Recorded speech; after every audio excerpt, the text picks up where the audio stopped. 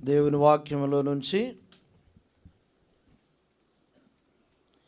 నెహెమ్యా గ్రంథము మనం ధ్యానము కొరకైన భాగాన్ని మనం చదువుకుందాం. నెహెమ్యా గ్రంథము 3వ అధ్యాయము. అందరు దయచేసి తీయండి. నెహెమ్యా గ్రంథము 3వ అధ్యాయము 13వ వచనాన్ని మనం అందరం కలిసి మనం చదువుకుందాం. లోయ ద్వారమును ఆనోనును జానాహు కాపురస్తులను బాగు చేసి కట్టిన తరువాత దానికి తలుపులను తాళములను గడియలను అమర్చరి. ఇదిగాక పెంట ద్వారము వరకుండు గోడ 1000 మూరల డొకను వారు కట్టిరి. మొదటి కొరింథీయులకు రాసిన పత్రిక 11వ అధ్యాయము 28వ వచనాన్ని మనం అందరం కలిసి చదువుకుందాం. 11:28 అందరం కలిసి.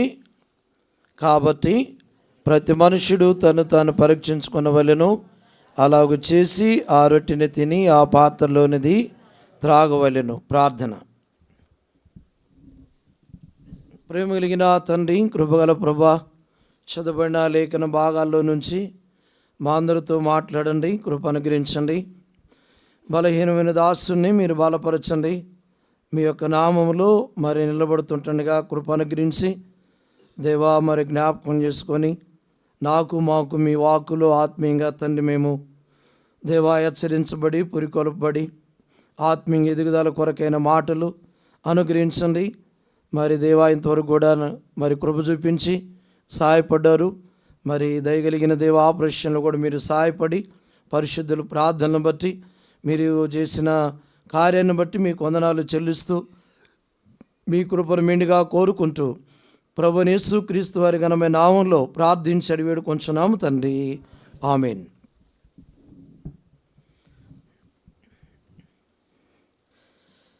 నెహెమ్యా గ్రంథము 3వ అధ్యాయము మన యొక్క ధ్యానము కొరకైన భాగం. ప్రభువును మనం ఆరాధిస్తూ వచ్చాము. 13వ వచనాన్ని దయచేసి ఎవరైనా ఒకరు చదవండి.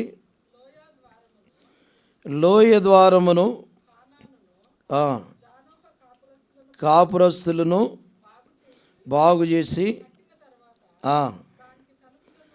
దానికి తలుపులను తాళములను గడియలను. కాబట్టి భాగంలో మనము ధ్యానిస్తున్న భాగము గుమ్మాల గురించి ధ్యానిస్తూ ఉన్నాము.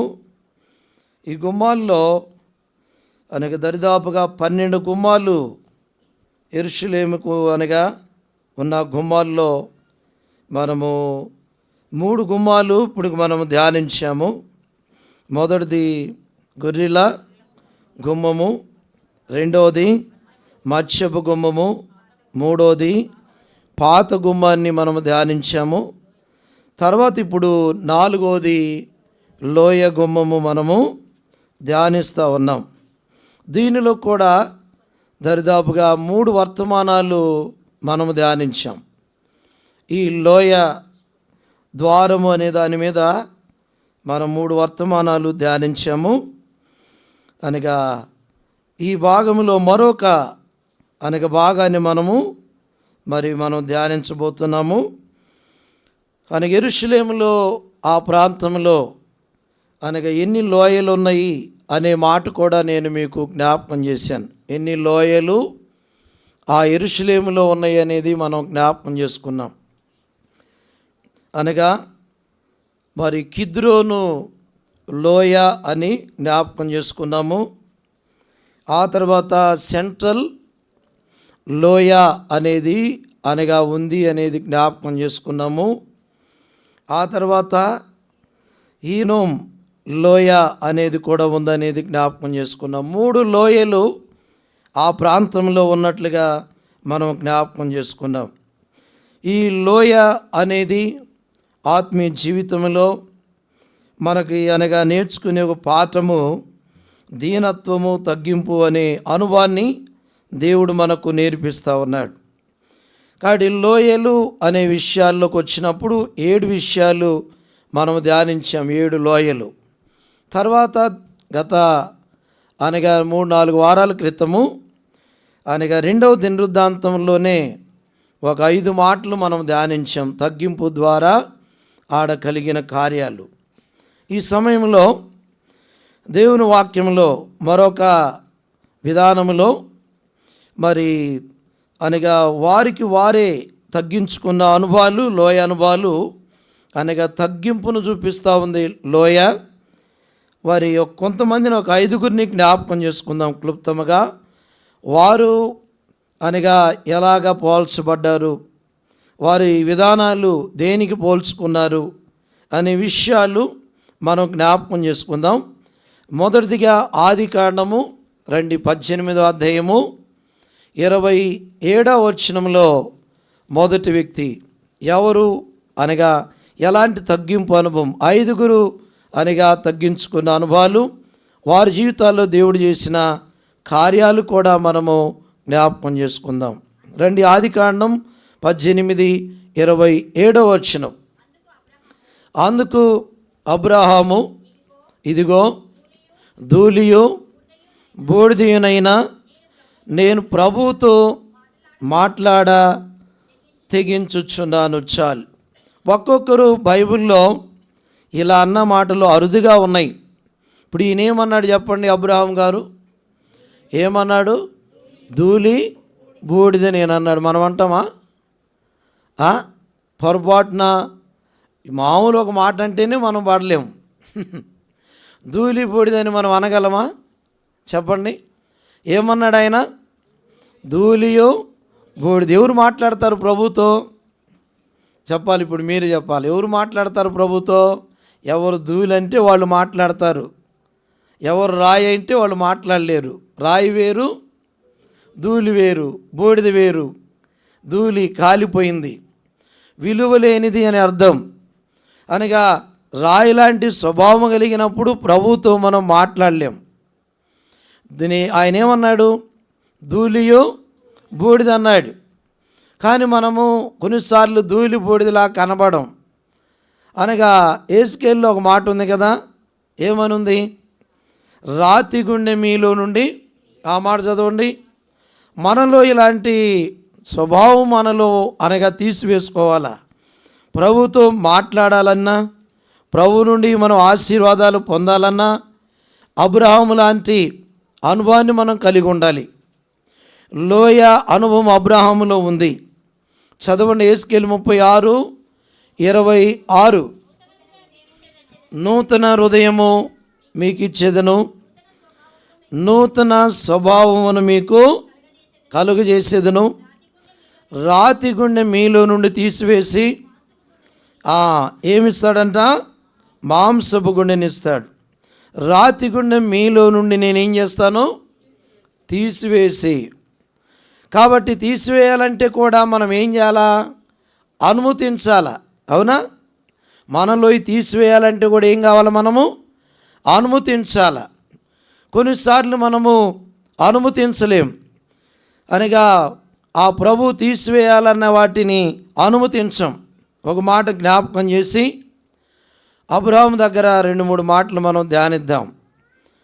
చూడండి, యోహాను సువార్త 15వ అధ్యాయము 2వ వచనంలో ఒక మాట ఉంది. ఏమి తీసివేయాలా? అక్కడ ఒక మాట ఉంది. నాలో ఫలింపని ప్రతి తీగెను ఆయన తీసి పారవేయును, ఫలించు ప్రతి తీగె దానిలోని పనికిరాని తీగలను ఏం చేయాలంట? ఫలించాలంటే మనము పనికిరాని వాటిని మనం అనగా తీసివేసుకోవాలి. అంటే ఆయన తీసివేయును. కాబట్టి ఎవరికి అప్పగించుకోవాలా? మనము మన ప్రభువుకు అప్పగించుకోవాలి.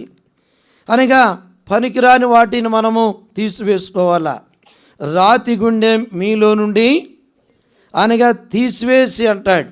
కొన్నిసార్లు అనగా తీసివేయడానికి ఇష్టపడం, హృదయంలో నుండి అనగా తీసివేసుకోవడానికి ఇష్టపడం మనం.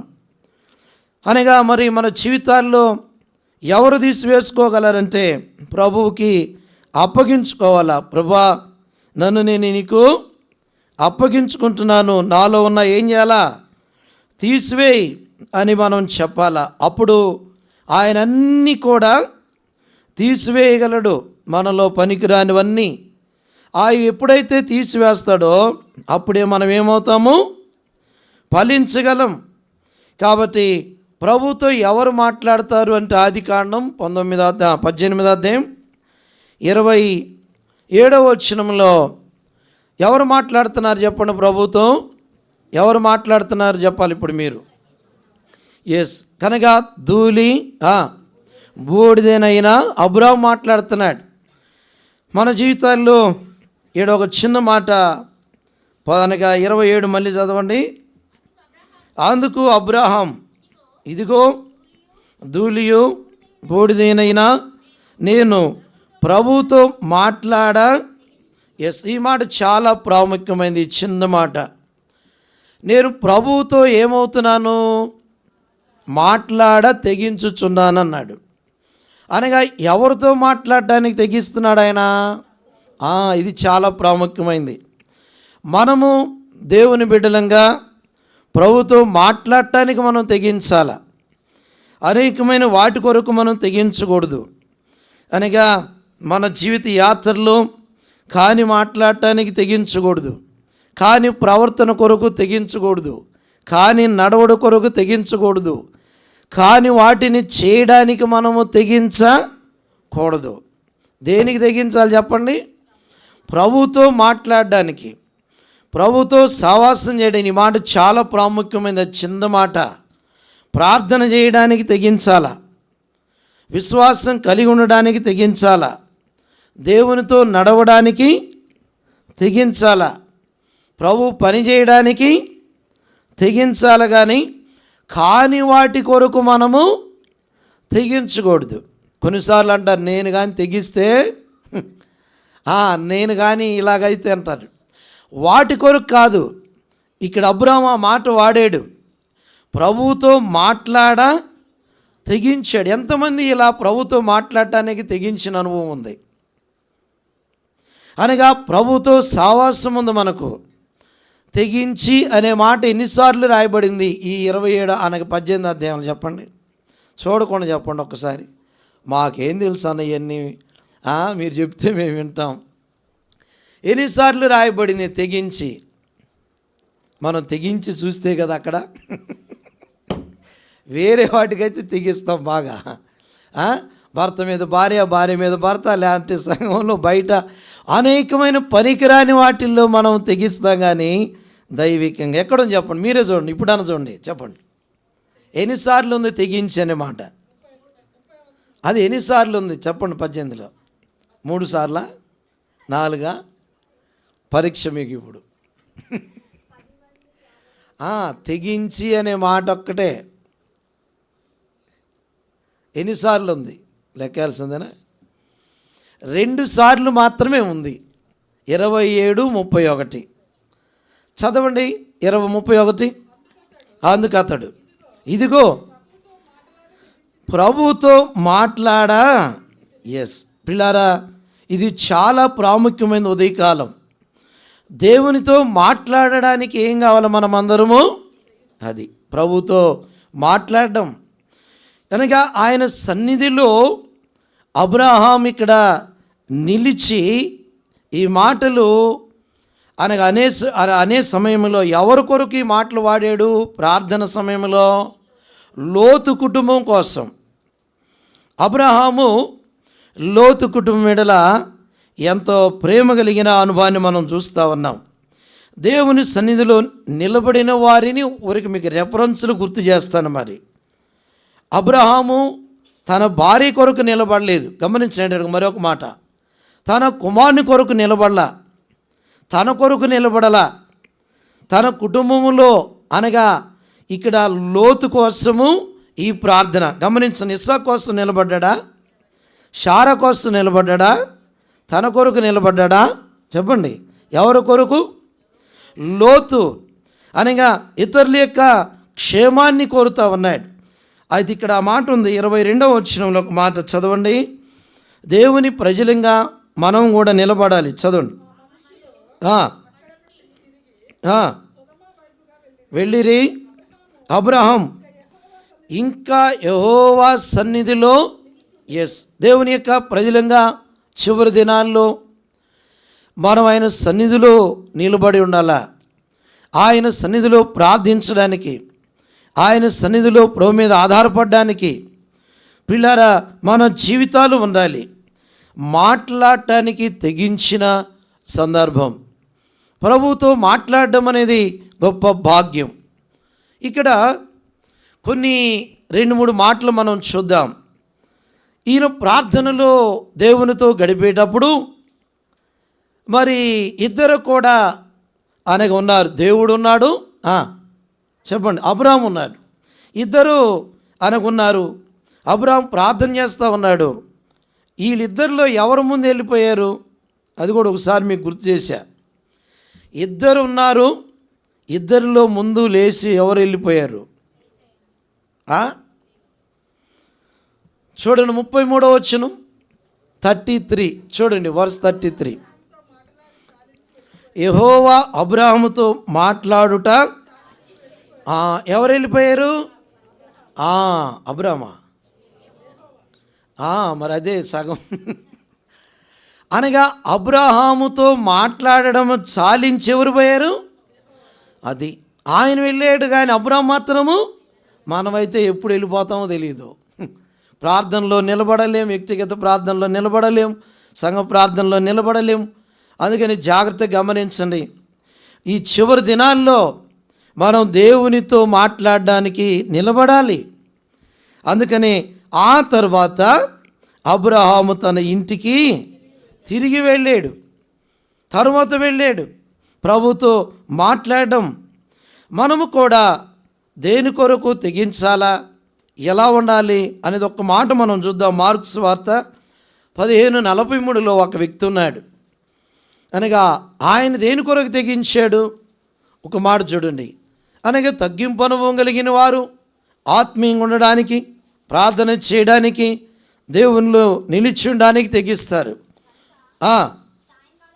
సాయంకాలం అయినప్పుడు అరిమతయి యోసేపు, ఈయన జాగ్రత్తగా ఏంటంటే చాలా ఉన్నాయి కానీ జస్ట్ మీకు జ్ఞాపకం చేస్తున్నాను. ఏమయ్యాడు చెప్పండి? తెగించాడు. దేని కొరకు తెగించాడు? యేసు దేవుని కొరకు తెగించాడు. అనగా ఆ దేవుడు నాకు కావాలా, ఆ ప్రభు నాకు కావాలా, ఆయన నాకు కావాలి. చూడండి, అనగా చనిపోయిన ప్రభు యొక్క దేహము అనగా కొరకు తెగించిన యోసేపు. మనము అనగా ప్రభు కొరకు తెగించినప్పుడు, ప్రభుతో మాట్లాడడానికి తెగించినప్పుడు దేవుడు మనకు అనేకమైన కార్యాలు చేస్తాడు. ఈ రోజున మన యొక్క తెగింపు దేనిలో ఉంది? ప్రభు కొరక, ప్రభు దేహము కొరక, ప్రభువును ప్రకటించేదాని కొరక, ప్రభు కార్యాల కొరక, విశ్వాసము కొరక, భక్తి కలిగి ఉండేదాని కొరక, దేవునిలో ఎదిగి ఉండేదాని కొరక, లేకపోతే ఈ లోక సంబంధమైన వాటి కొరకు తెగించి ఆత్మీయతను కోల్పోతూ, ఆత్మీయంగా సల్లారిపోతూ, అనగా ప్రభు వస్తే ఎత్తబడతామా లేదన్న అనుమానంలో మనం ఉంటున్నాం ఇప్పుడు చివరి దినాల్లో. అసలు చాలామందికి డౌటు, ప్రభు వస్తే చెప్పండి అసలు ఎత్తబడతామా లేదన్న డౌట్లో ఉన్నాం. ఎందుకంటే దైవికమైన వాటిల్లో మనము అరుదుగా ఉంటున్నాం. అనేకమైన వాటిల్లో తెగించి వాటిల్లో ఉంటున్నాము, కానీ ప్రభువులో మనము లేవు. ఈ మాట ఒక్కటి జ్ఞాపకం చేసుకోవాలి. ప్రభా, నేను ప్రార్థన చేయడానికి తెగిస్తాను, మీతో సహవాసం చేయడానికి తెగిస్తాను, మీ వాక్యం చదవడానికి తెగిస్తాను, మీ కార్యాలు చేయడానికి నేను తెగిస్తా, కానీ అనేకమైన పనికిరాని వాటి కొరకు నేను తెగించను. ఈ అనుభవంలోకి మనం రావాలా. ఇప్పుడు అబ్రాహాం దేనికి తెగించాడు చెప్పండి, ఒక మాట చెప్పండి. దేవునితో ప్రార్థన, దేవునితో మాట్లాడడానికి తెగించాడు ఆయన. ఓకే. అరిమతయి యోసేపు యేసు దేహము అనే కావాలని తెగించాడు ఆయన. అనగా ప్రభు కావాలి నాకు, అలా మనము కూడా ప్రభు కొరకై తెగించే అనుభవాలు కావాల. దేవుని వాక్యంలో ఇంకొక మాట మనం చూద్దాం. ఆ తెగించినప్పుడు మనకు కలిగే మేలులున్నాయి. రోమీలకు రాసిన పత్రికలో ఒక మాట ఉంది, 10వ అధ్యాయము రోమా 10:20లో యెషయా భక్తుడు ఒక మాట అక్కడ రాస్తాడు. ఈయన కూడా తెగించాడంట దేవుని వెదగడానికి, దేవుని కనుగొనడానికి, ప్రార్థన కొరకు వెదకని వారికి నీవు అది. ఈరోజున మన అనుభవంలో ఒక మాట ఇది, అనగా ప్రభు సన్నిధానంలో దేని కొరకు మనం తెగిస్తూ ఉన్నాం, దేని కొరకు మనం నిలిచి ఉన్నాం అనగా ఎవరు తెగిస్తారు అంటే ధూళి చెప్పండి బూడిదన అన్నవాళ్ళు తెగిస్తారు. ఈరోజు నీ అనుభవంలోనికి మనం వస్తే దేవుడు మనతో మాట్లాడతాడు, దేవుడు ఆ రీతిగా ఆశ్చర్య కార్యాలు చేస్తాడు. అతి అనుభవం ద్వారా 2 కార్యాలు ఇక్కడ జరిగినాయి. జాగ్రత్తగా గమనించండి. 2 కార్యాలు. ఆ ప్రార్థన ఇతరులకు ఏం చేసింది చెప్పండి త్వరగా? మేలు చేసింది. ఎవరి ప్రార్థన? అబ్రహాము ప్రార్థన. ఎవరికి మేలు? లోతు కుటుంబానికి మేలు. రండి ఆ మాట చూసిన తర్వాత అబ్రహాము ఆశీర్వాదం కూడా చూసి ముందుకు వెళ్దాం. మనం 29వ వచనం 19:29 ఆదికాండం. లోతు కుటుంబము రానగా భద్రపరచబడుట. చదవండి 26వ వచనం. అదేనా? 29. దేవుడు ఆ మైదాన పట్టణములను పాడు చేసినప్పుడు దేవుడు అబ్రహామును జ్ఞాపకం చేసుకొని లోతు కాపురమున్న పట్టణములను చేసినప్పుడు ఆ నాశనం మధ్యన లోతును అతన్ని తప్పించెను. ఎవరి ప్రార్థన ద్వారా? ఇది చాలా గమనించాలా. ఈ రోజున నీ కుటుంబానికి అనగా నీ ప్రార్థన అవసరం. అబ్రహాము ప్రార్థన లోతుకి ఎంత అవసరమో నీ ప్రార్థన అనగా నీ భార్యకు అవసరం, భార్య ప్రార్థన భర్తకు అవసరం, భార్యాభర్తలు ప్రార్థన చెప్పండి పిల్లలకు అవసరం. ఇప్పుడు ఈ ప్రార్థన అనుభవాలు లేవు అనగా తెగించి ప్రార్థన చేద్దాం, ప్రభు సన్నిధిలో గడుపుదాం, ప్రభు కొరకు జీవిద్దాం లేదు. అనేకమైన విషయాల్లో మనం మునిగిపోయినాం. అందుకే మన కుటుంబాలు కలవరం, మన యొక్క ఆత్మీయ జీవితాలు ఎదుగుదల లేని పరిస్థితులు. అబ్రహాము ప్రార్థన అనగా లోతు కుటుంబానికి ఏం చేసింది? మేలు. ఈ ప్రార్థన ఇంకొక మేలు కూడా చేసింది. అక్కడిది కాకపోయినా అబ్రహాం ప్రార్థన ఇంకొక కార్యం చేసింది. 20వ అధ్యాయంలో ఆదికాండం చూడండి, 20వ అధ్యాయం 17వ వచనంలో ఆయన ప్రార్థనలు ఇతరులకు అనగా మేలు కలిగించినాయి. 20వ వచనం. అబ్రహాం దేవుని ప్రార్థింపగా దేవుడు అబీమెలెకును అతని భార్యను దాసీలను ఎవరి ప్రార్థన బట్టి చెప్పాలా? అబ్రహాం ప్రార్థన. నువ్వు అనుకుంటావు నా ప్రార్థన దేవుడు ఆలకిస్తాడా అనుకుంటావు.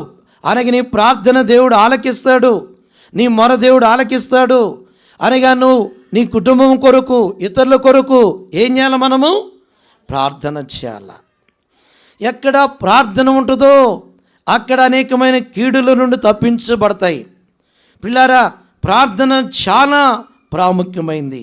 అబ్రహాము ప్రార్థన చేయడానికి ప్రభుతో మాట్లాడడానికి ఏమయ్యాడు? తెగించాడు. ఈ మాట చాలా శ్రేష్టమైంది. మరి మనము ఎవరితో మాట్లాడడానికి తెగిస్తున్నాం అనేది చాలా ప్రాముఖ్యం ఉంది. కొన్నిసార్లు మనుషులతో మాట్లాడడానికి తెగిస్తాం, కానీ దేవునితో మాట్లాడడానికి మనము తెగించలేం. ఈ అనుభవాన్ని మనము అనేక జాగ్రత్తగా కలిగి ఉండాలా. ప్రభు రాబోతున్నాడు, ఆయన సన్నిధి కొరకు తెగించాలా, ఆయన కొరకు తెగించాలా, ప్రార్థన కొరకు తెగించాలా. అబ్రహాము ఇలా ప్రార్థన చేయడం ద్వారా గొప్ప కార్యం జరిగింది. ఆ తర్వాత 24:1 ఆశీర్వదించబడ్డాడు. చూడండి, దేవుడు ఆశీర్వదించాడు. 24:1 అన్ని విషయముల్లో యెహోవా అబ్రహామును, ఇది కూడా ఆ భాగ్యమే. అబ్రహాము దీనత్వం, అబ్రహాము వినయము, అబ్రహాము యొక్క తగ్గింపు అనగా అబ్రహామును ఆశీర్వదించడానికి మూలం. ఇంకొక మాట చెప్పి నేను త్వరగా ముందుకు వస్తా. అబ్రహాము అనగా విశ్వాసులకు తండ్రి. రోమా 4:17 ఆయన మనకు ఒక మాదిరికరమైన వాడు. ఎవరు? అబ్రహాం. చదవండి 4:17. చేయువాడును దేవుని ఎదుట ఇది అతడు మనకందరికీ ఎవరంట? అది అనగా విశ్వాసులకు ఇలాంటి అనుభవంలోకి మనం రావాలా.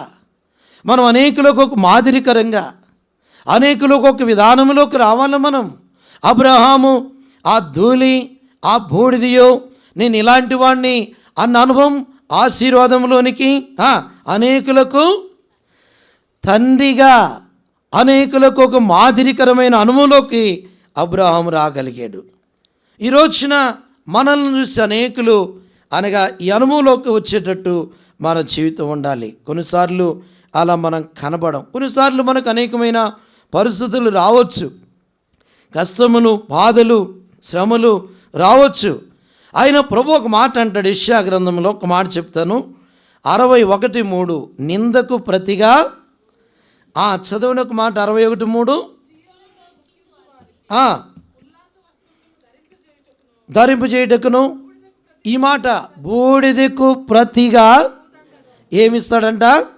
అనగా ఘనత, గౌరవం. ఒకవేళ నీ జీవితంలో బూడిదిలాగనే, ధూళిలాగనే, అనగా ఎన్నికలేని అనుభవంలో బలహీనులముగా ఉన్నా ఆయన అంటున్నాడు ఏమిస్తాడంట? ఘనతను ఆయన అనుగ్రహిస్తాడు తప్పకుండా.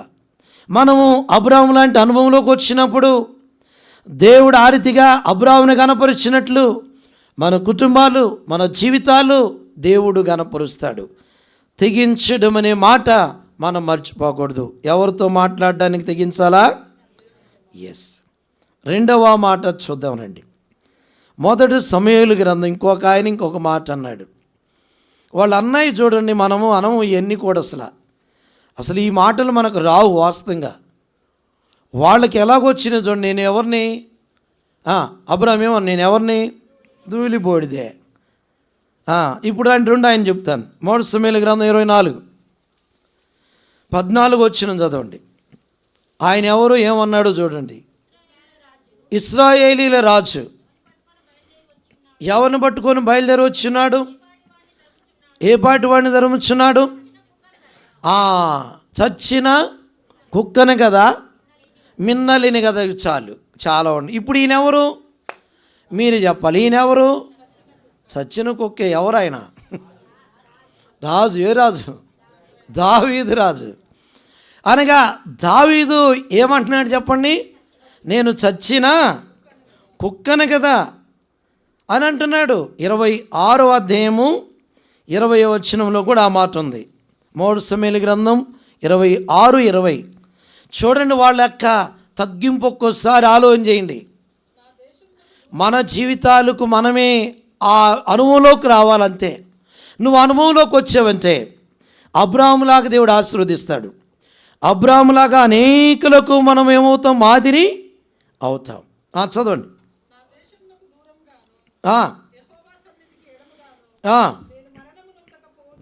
ఎస్.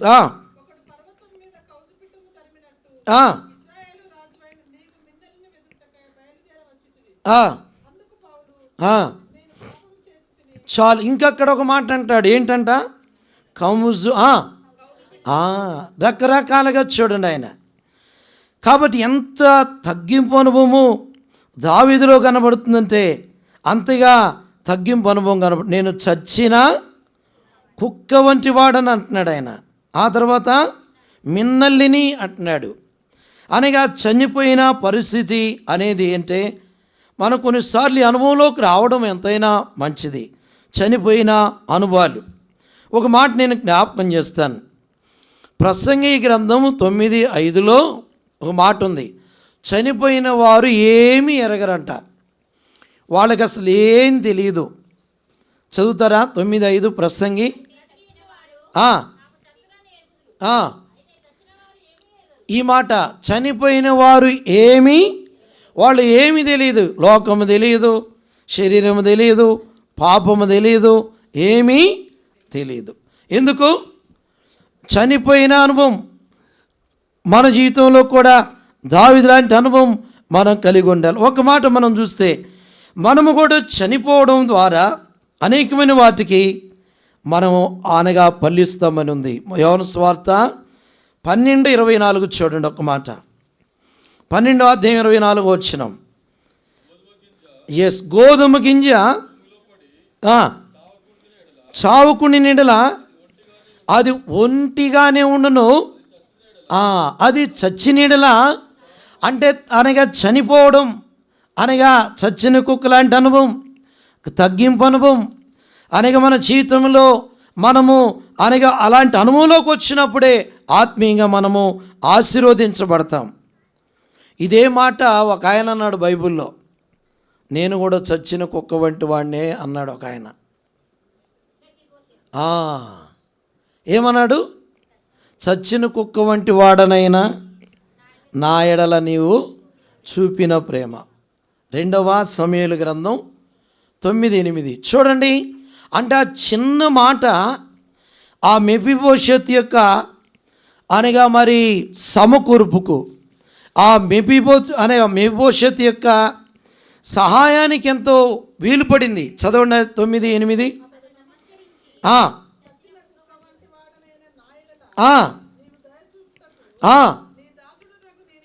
అది ఏమన్నాడండి? ఎంతటి వాడును? నేను ఎవరిని చెప్పాలా? మనం అంటామా? ఈ మాటలు అనలేం. మనం అసలు చచ్చిపోం. మన మాటలు చచ్చిపోం, మన క్రియలు చావు, మన ప్రవర్తన చావదు కదా. ఆరాధనలోనే పోటీలు పడుతుంటామే. ఒక్కళ్ళ వల్ల ఒక మాదిరికరమైన ఒకళ్ళు ఎత్తారనుకోండి, వెంటనే ఏం చేయాలి? ఒకళ్ళు మనం అది నేర్చుకోవాలి. మనం మిమ్మల్ని అనడం కదా, మనము కొన్ని నేర్చుకోవాలి, తప్పదు. మనం మాదిరిగా ఉండాలి, అందరూ చూస్తుంటారు, అవునే కదా. ఇద్దరిగా మనం పోటీ చేసింది చేస్తే బాగుంటుందా?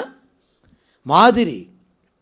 ఒకవేళ తర్వాత ఈ వారంలో ఒకవేళ ఆరాధించలేదు, సమయం లేదు, వచ్చే వారమైనా అంతే.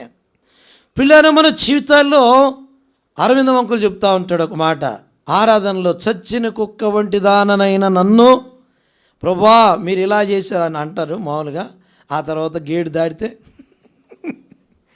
బ్రతికినా అట్లా. అంటే మన జీవితంలో అనుభవం ఒక మాట 10వ వచనం ఇప్పుడు చదవండి. అక్కడ చూడండి, ఎక్కడున్నాడు ఈ మెఫీబోషెత్? గమనించండి, రాజు బల దగ్గర ఉన్నాడు. కాబట్టి నీవును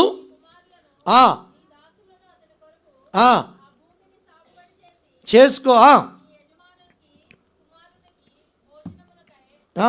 ఆ మాట కావాలి నాకు.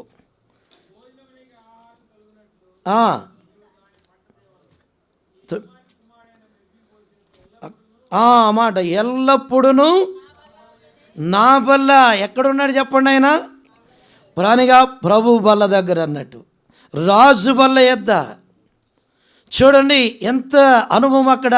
మెఫీబోషెత్ అంటున్నాడు, ఏమన్నాడు? చచ్చిన కుక్క వంటి వాడనేనా నా ఎడల. పిల్లరా, ఎంత తగ్గింపు అనుభవము ఆయనలో. అలాగనే మన జీవితాల్లో ప్రభు కూడా చూసేది, ప్రభు కావాల్సింది ఇదే. అబ్రాహాము అన్నాడు, ఈ 5గురిని మీరు మర్చిపోకూడదు. నేను ఇప్పుడు దానికి 2వ వ్యక్తిని చెప్పాను. మొదట ఎవరు? అబ్రాహాము ఏమన్నాడు?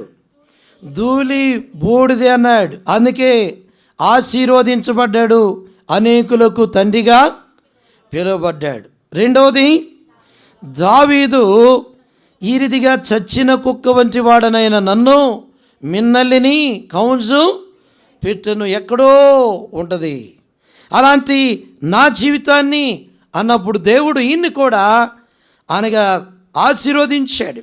అందుకనే 2వ సమూయేలు అంటాడు ఆయన 4వ అధ్యాయం 2వ సమూయేలు 2వ అధ్యాయంలో అక్కడ రాజు అవుతాడు ఈయన. చూడండి 4వ వచనం చదవండి. 2:4 అంతటి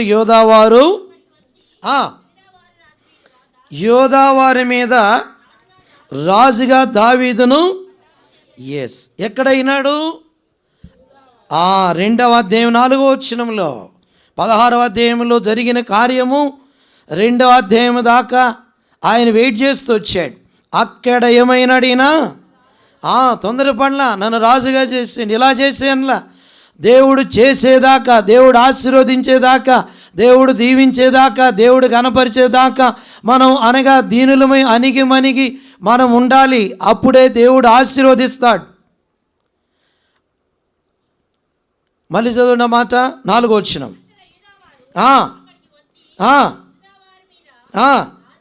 రాజుగా దావీదునకు ఏం చేసినారు?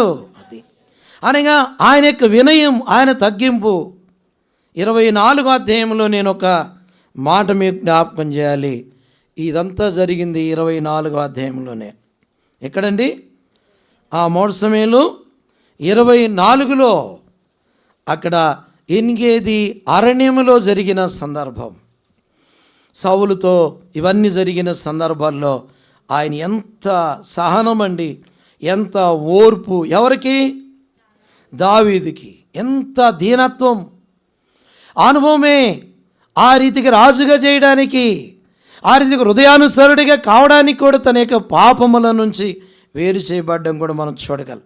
రాజుగా ఇక్కడ 17వ వచనంలో ఒక మాట చదవండి.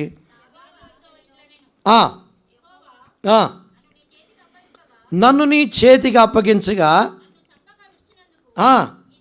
ఈ దినమున నీవు నా ఉపకారం చేసిన వాడవై నా ఎడల వెల్లడి చేస్తేవి కనుక నీవు నాకంటే ఎవరు అంటున్నారు ఈ మాట? నాకంటే నీతిపరుడు అని ఎవరు అంటున్నారు? దావీదు కాదు. అయ్యే మరి కొంచెం జాగ్రత్తగా చూడాలి బైబిల్లో. సౌలు అంటున్నాడు, నాకంటే నువ్వు ఎవరువై? నీతిపరుడు. అనగా దావీదు చెప్పుకోవట్లా నేను నీతిపరుడిని, నేను ఇలాగని దావీదు చెప్పాలి. ఎవరు చెప్పారు? సౌలు.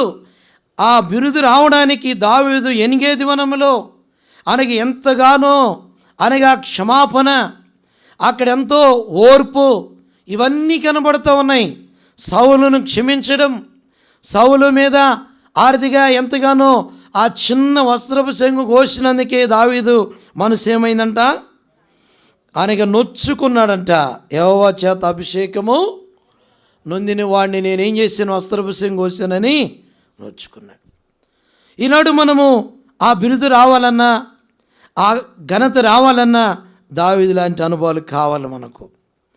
పిల్లలు అంతటి భక్తులను మనం చూస్తూ ఉన్నాం. వాళ్ళు ఎలాగ తగ్గించుకున్నారో చూడండి. ఇది 2వ అనుభవం.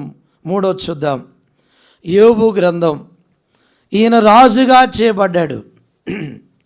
అనగా చచ్చిన కుక్క అన్నాడు, మిన్నల్లినన్నాడు, కముజు పెట్టగా లాంటి అనుభవాలు ఆయన ఏం చేసిన చివరికి రాజుగా. దేవుడు మనలను కూడా రాజులుగా చేస్తాడు. మనం కూడా భయపడనవసరం లేదు. మన బిడ్డలను, మన కుటుంబాలను చేస్తాడు. అయితే తనగా ఆ భక్తులు లాంటి అనుభవాలు మనకు కావాలి. 3వది యోబు గ్రంథం 13వ అధ్యాయం 25వ వచనంలోకి రండి. 12, 13 అధ్యాయులు యోబు మాట్లాడతాడు. యోబు అక్కడ ఒక మాటను తీసుకొని ఆయనకు పోల్చుకున్నట్టుగా మాట్లాడతాడు. దాన్ని మనం అర్థం చేసుకోవాలి. ఇప్పుడు ఇద్దరిని చెప్పాను నేను, అబ్రాం, దావీదు. 3వది యోబు గ్రంథం 13:25. ఇటు అటు కొట్టుకొని పోవచ్చున్న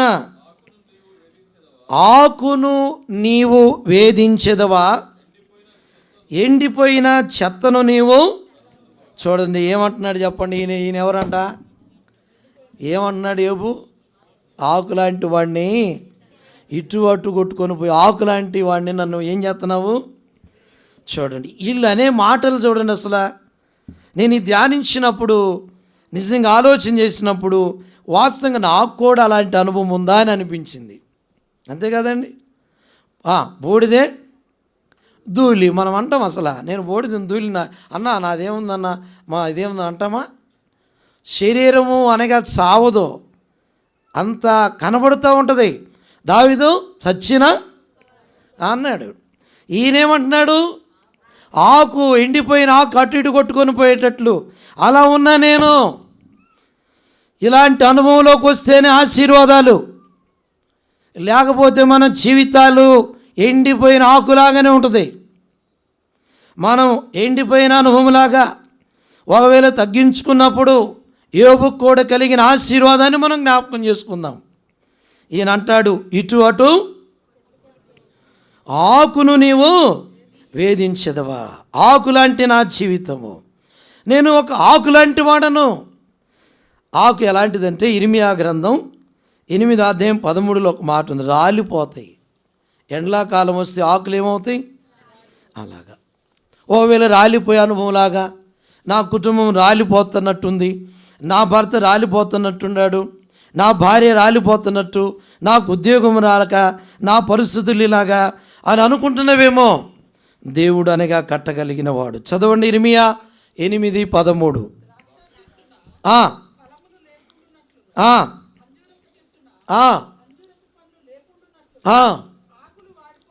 ఏంటంటే చెప్పండి, ఆకులు రాలడము, వాడిపోవడం.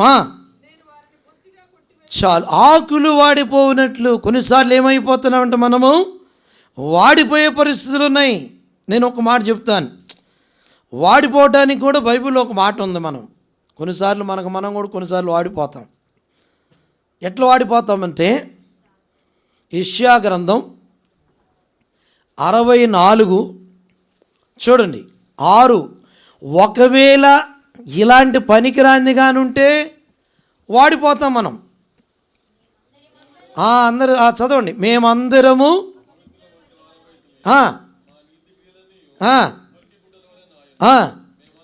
మేమందరము ఏమైపోయినని చెప్పండి, ఆకువలే.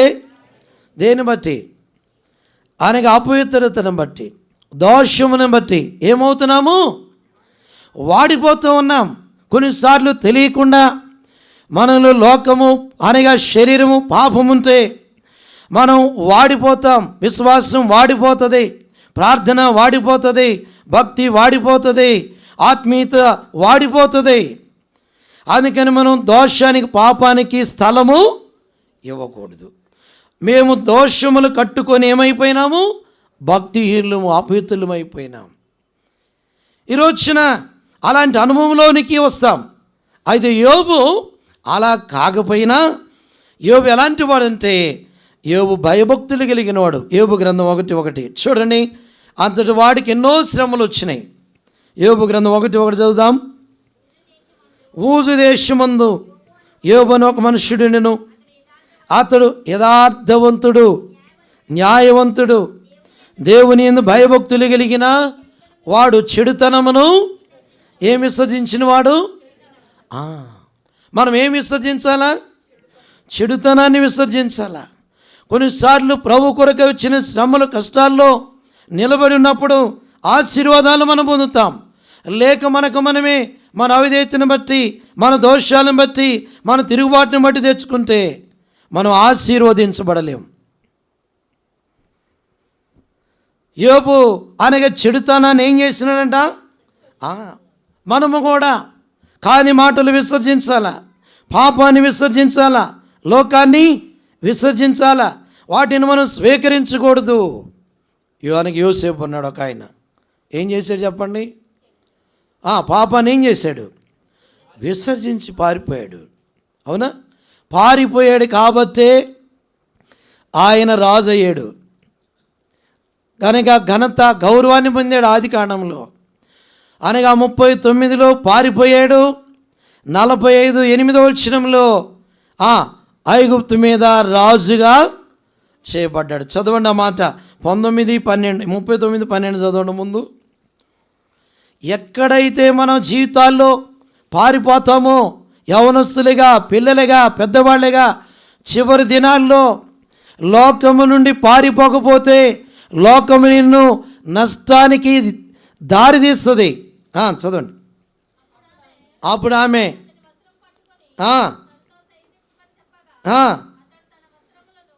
విడిచిపెట్టి తప్పించుకొని బయటికి ఏమైనాడు? పారిపోయాడు. ఎంతగా పారిపోతున్నాం? ఆలోచనల నుండి పారిపోతున్నామా? తలంపుల నుండి పారిపోతున్నామా? లోక సంబంధమైన కార్యాల నుండి మనం పారిపోతున్నామా? లోక మాలిన్యం మనల్ని అంటి అనేక మనం ఆత్మీయంగా ఘనత, గౌరవాలు పోగొట్టుకుంటున్నాం కొన్నిసార్లు. ఈయన పారిపోయాడు. 45:8 చదవండి.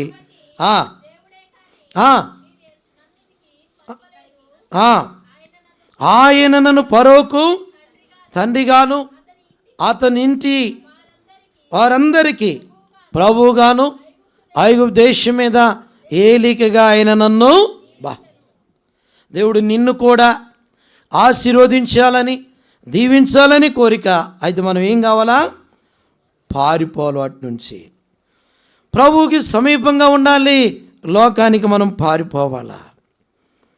అలాంటి అనుభవం అనగా చెడుతనాన్ని ఏం చేయాలి మనము? యోబు గ్రంథం 2:42-12 ఆ ఆకుని ఏం చేశాడో చూడండి, రెండంతలుగా ఆశీర్వదించాడండి.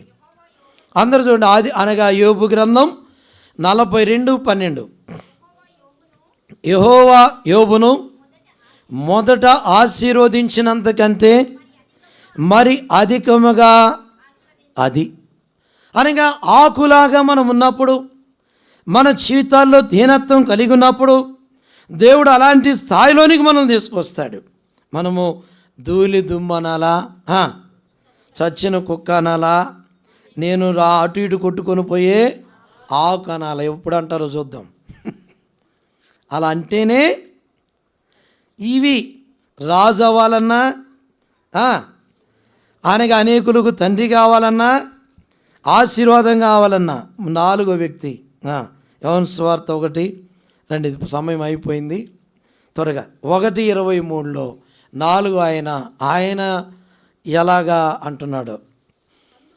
యోహాను సువార్త 1:23 అందుకు అతడు ప్రభు త్రోవను సరళము చేయు ఒకని శబ్దం. చాలండి. ఇప్పుడు ఈయన ఎవరు? యోహాను, బాప్తిస్మిచ్చు యోహాను. ఇప్పుడు ఈయన గురించి ఏమి రాయబడింది? నేను పలానా అన్నాడా? చెప్పండి. ఒకని శబ్దం. అసలు చూడండి ఎంత దాకా ఆయన శబ్దం నేను అనగా నేను ఫలానా అనే అనుభవము కనబడ్డంలా ఒకని శబ్దం, నేను ఆయన శబ్దం. ఎంత తగ్గింపు! నేను ఆయన చెప్పులు వారు ఇప్పడానికి కూడా యోగ్యుడను కాను. అసలు ఏమన్నాడని ఒకని శబ్దం. కొన్నిసార్లు మన శబ్దాలు వినబడతాయి, కనబడకపోయినా వినబడతాయి. కొన్నిసార్లు జాగ్రత్తగా ఉండాలి మన మాటల్లో, తలంపుల్లో. ఒక మాట ఉంది 3 సమూయేలు గ్రంథంలో, మీరు చెప్పాలి 15వ అధ్యాయంలో సమూయేలు వచ్చి అక్కడ అడుగుతున్నాడు సార్. చూడండి 15లో ఏమయ్యా ఎన్నంటే త్వరగా చదవండి. 13, 14 3 సమూయేలు 15 వినబడుచున్నవి అంటాడు. చూడండి ఆ మాట. ఎడ్ల రంకెలు 14 సమూయేలు సౌలును అడుగుతాడు. సమూయేలు అలాగైతే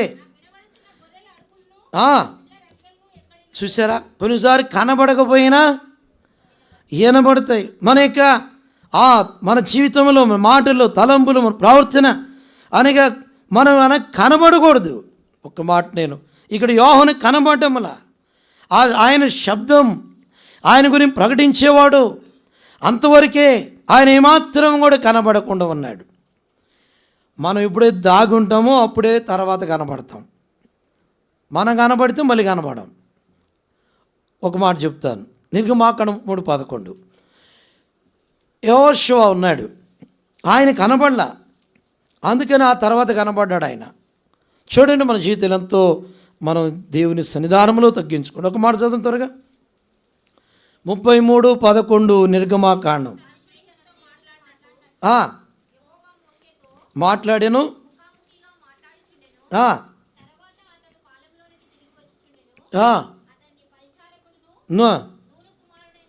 యెహోషువ యవనస్తుడు గుడారములో నుండి ఆడికి రాలేదు.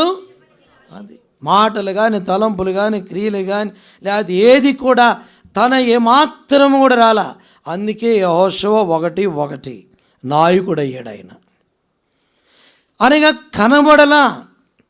అనగా ఆ రీతిగా మన జీవితాల్లో మనం ఈ అనుభవాల్లో ఉండాలి. లోయ అనుభవం ఈ వీరిలో కనబడుతుంది. అబ్రాహాములో దావీదులో, యోబులో, యోహానులో ఏ అనుభవం చెప్పండి?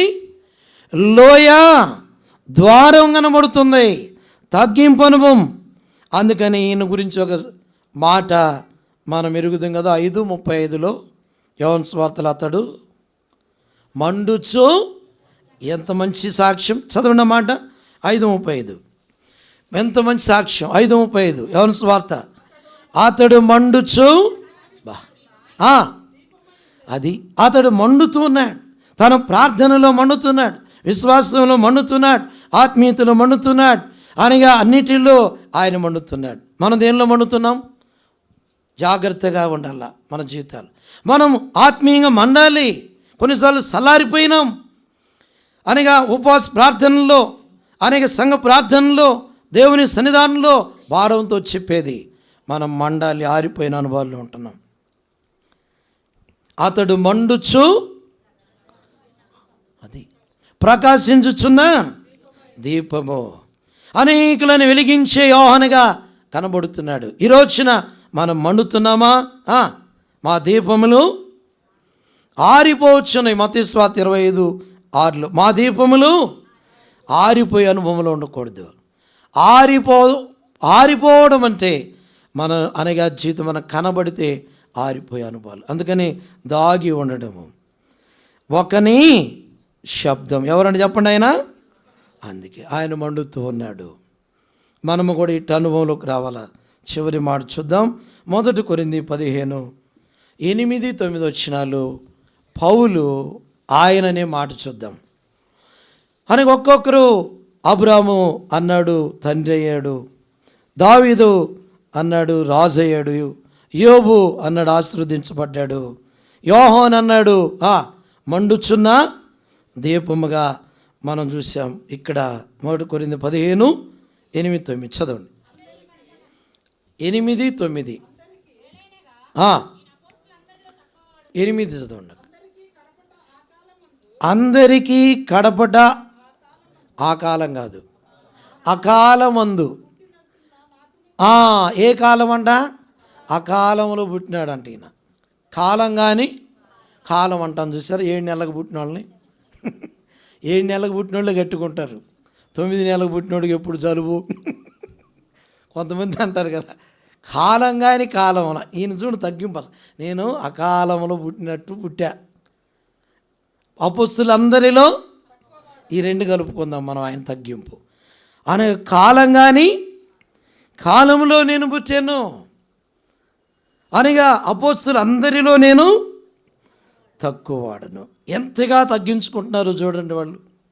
నేను తక్కువ వాడను, అందరిలో నేను తక్కువ. మనం ఈ మాట వస్తుందా? నేను అందరిలో చాలా చిన్నదాన్ని, అందరిలో చాలా చిన్నోడు నేను అంటామా? వస్తుంది. అమ్మ సచ్చినా రాజు నేను ఎప్పటి నుంచి ఉన్నా, ఎప్పుడు అనగా అందరిలో నేను తక్కువ వాడను. అందుకే 13 పత్రికలు రాశాడు ఆయన. 2 మాటలు ఆయనకు కూడా 13 పత్రికలు రాశాడు. 2 కొరింథీ 2 తిమోతి 4:7 కిరీటం కూడా ఆయనకి ఉంది.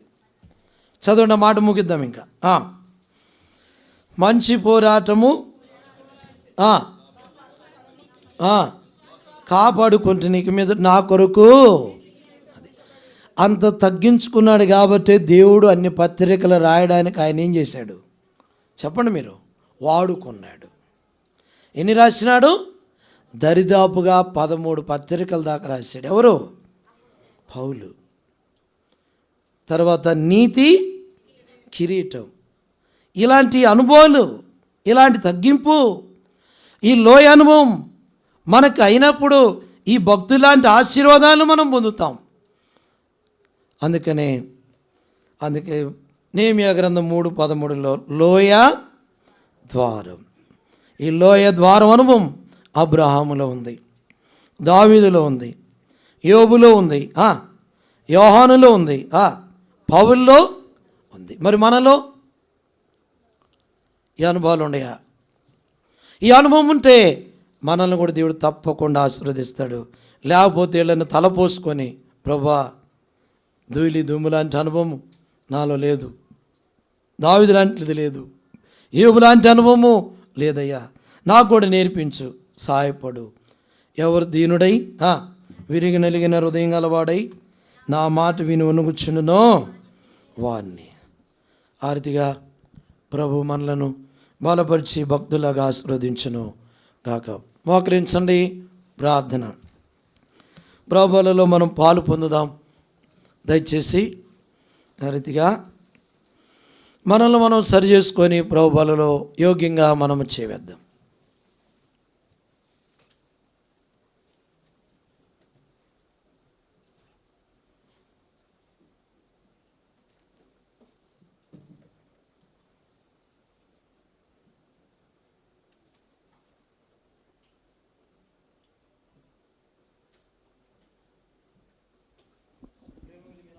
తండ్రి, కృపగల దేవా, యేసు ప్రభువా, మీ ఘనమైన శ్రేష్టమైన